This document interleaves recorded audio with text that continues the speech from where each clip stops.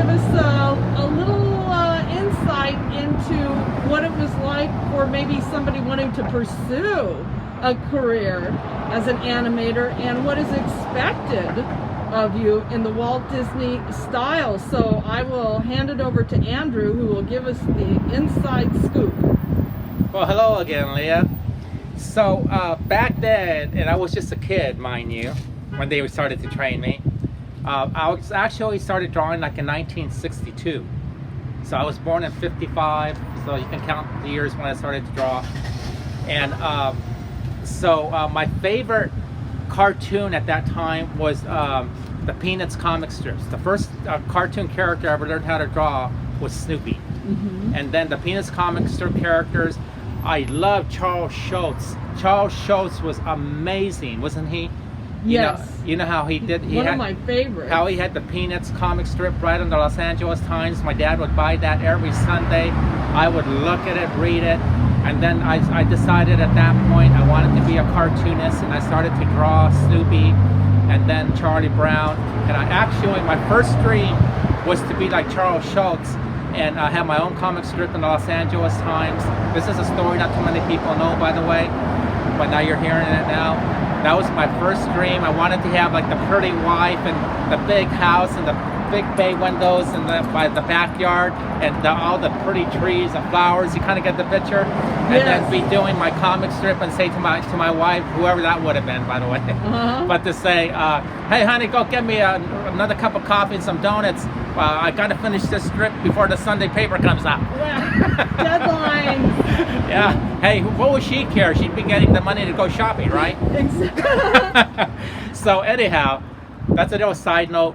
But when they were training us in 1963, my training started, and in 1964, because actually in 63, towards the end of 63 is when its training started, and these Disney animators took notice about me and my two boyhood friends.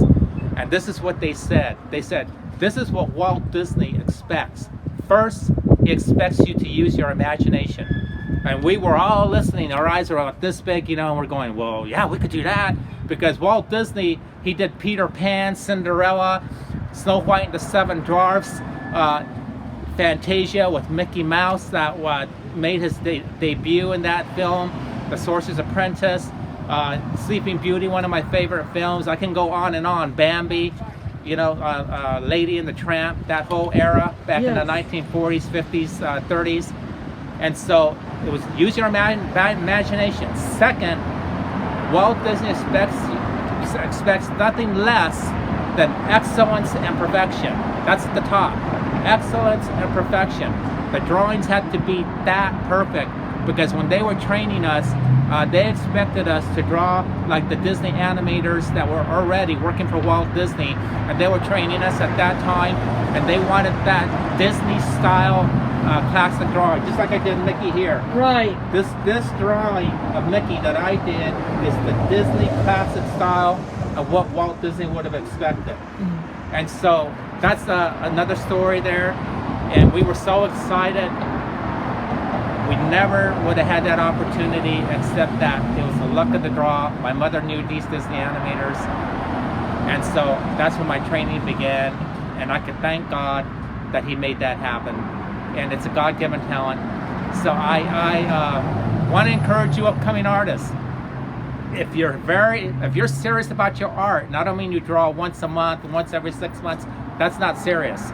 But if you start drawing every week and work on your drawing the way I worked on that, this is a labor of love. You'll end up doing something like this, but you have to practice. That's what the Disney animators told us. They said, Andrew, you have to practice until you get this perfect. So if you have that zeal and that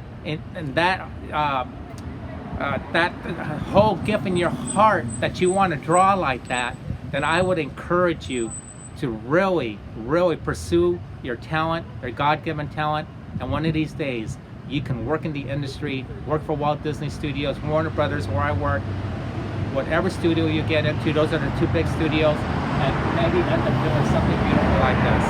Yes. So I guess that's it on this little pitch, and I wish all you upcoming artists, guys and gals, do your best and Remember what Walt Disney said, follow your dreams. Don't let anybody deter you from that. Okay, Leah, I guess I'll see you on the next interview. Thank you so much, Andrew. It's been a pleasure.